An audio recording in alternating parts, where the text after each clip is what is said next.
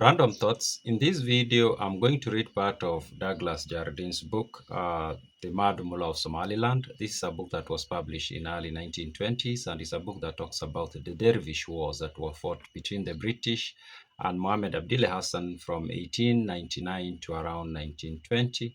Now, in this part, we are going to continue with what I talked about in the previous video, where I talked about the British being of course, the British panicking about the activities of Mohammed Abdille Hassan because up until this point, this is 1901, they believed that he wasn't such a big problem and it's a problem they could easily handle. But they had gone or they had carried out two expeditions, but they were not successful. Now, after the second expedition, Lieutenant Colonel Swain, he is called back home to go and discuss some of these issues with his seniors, and he leaves Somaliland. And after leaving, there is also a conversation that goes on between the British and the Italians. Of course, the Italians controlled what was known as the Italian Somaliland. And the British were interested in having the Italians give them permission to move their soldiers and attack Mohammed Abdul Hassan from within their territory. Now, the Italians initially they tell them we can have a conversation about it, but they don't say yes immediately. But later on, they do actually say yes to this request. Seems like there was a diplomatic, of course, back and forth. And then there is a cabinet meeting held on the 16th of December 1902, I think 1901. And this is what Douglas Jardine writes about that. He says that at a meeting of the cabinet held on 16 December, the consent of the Italian government to the landing of a British force at Obia was announced, and it was decided to proceed with the third Somaliland expedition using Obia and Berbera as bases of operations. So the Italians say yes, and there is this communication, of course, from the cabinet. It looks like it was discussed by the cabinet. And of course, now arrangements are made. General Manning's plan, stated briefly, was for expeditionary force to advance from Obia and occupy the Mudug region, where it will be joined by a column from Bohotol, A mobile column organized from the two forces will then pursue the mullah into the interior. In the meantime, an Abyssinian army of 5,000 strong with two British officers will occupy the Webi Shebeli area to prevent the mullah's retreat into the direction whither it will be impossible to follow him. So those arrangements are made. The Ethiopians are also brought in, and the Ethiopians commit, or the Abyssinians commit 5,000 soldiers, but alongside this number is some British officers who are going somehow maybe provide technical support. In short, the subject was to hem in the Mullah forces by simultaneous advances from the southeast and the north by the British, and from the southwest and west by the Abyssinians. So that's what was going to happen. And Douglas Jardine does also inform us that after the second expedition, as they were preparing to go into the third expedition, actually that's when the Dervish War became a major news story in Britain. And he says that so many journalists came to Berbera to cover the war. It was known back at home that there was a war going on.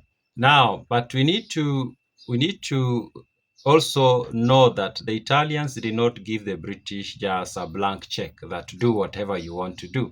They actually allowed them to use Obia with conditions, or to attack Mohammed Abdille Hassan from their territory with some conditions. And this is communicated to the troops in Somaliland in a letter that is provided by Jardine. And this is what Jardine writes. He writes about this letter, and then he, of course, provides us with the text. And this is what he says.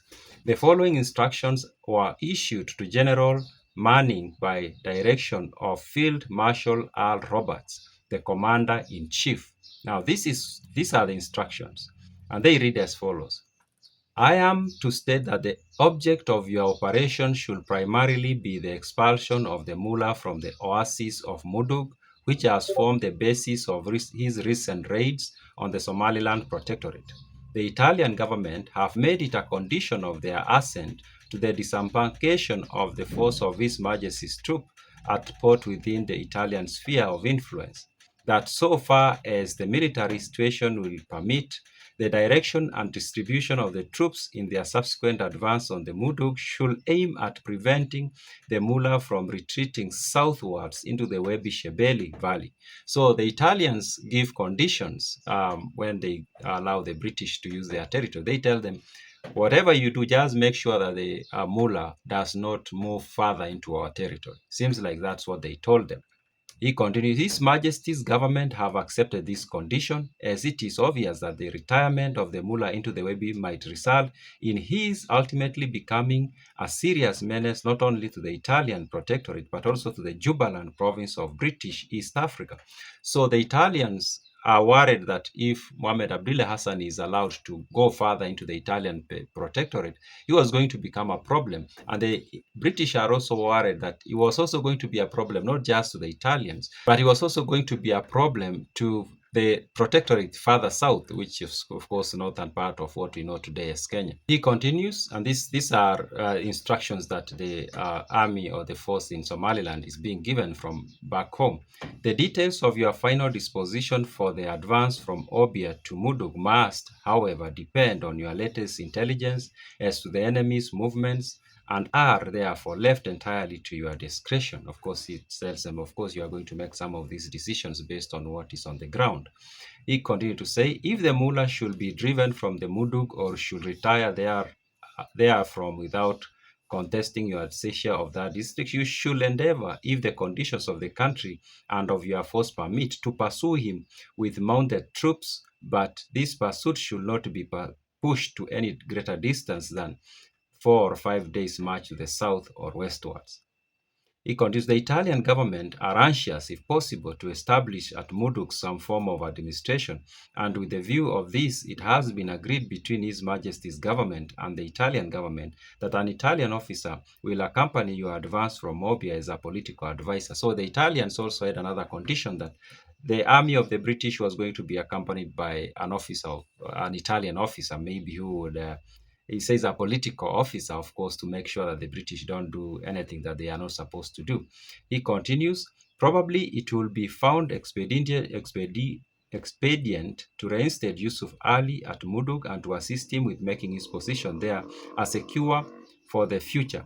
But as to this, you should be guided by the views of the Italian political officer. So there are decisions that were made about local political leadership, and he says that's going to be up to the men on the ground and also the Italian government. You will be good enough to report to the Secretary State of War your occupation of Mudug and the results achieved by that occupation with view of further instructions being issued for your subsequent guidance. Then he continues, it is hoped that an Abyssinian force accompanied by 2 British officers will occupy the eastern Abyssinian frontier and thus act as a stop to the mullah should he retire in that direction.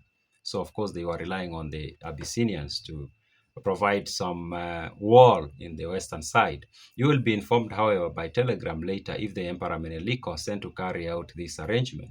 You will bear in mind that as the southwest monsoon will make the use of Obia export dangerous, if not impracticable, after the end of April, it will be necessary to embark all troops and stores left at the base before that date. Commander-in-Chief considers, however, that it will be probable the desirable that Obia column should not return to the east coast, but should march through the country via Bohotol on Berbera.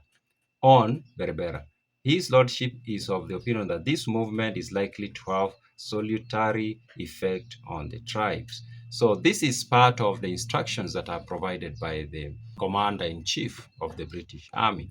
So yeah, so the Italians did say yes, but with conditions. And of course, this is now the 3rd expedition that the British are embarked on trying to defeat Mohammed Abdille Hassan. Those are my random thoughts.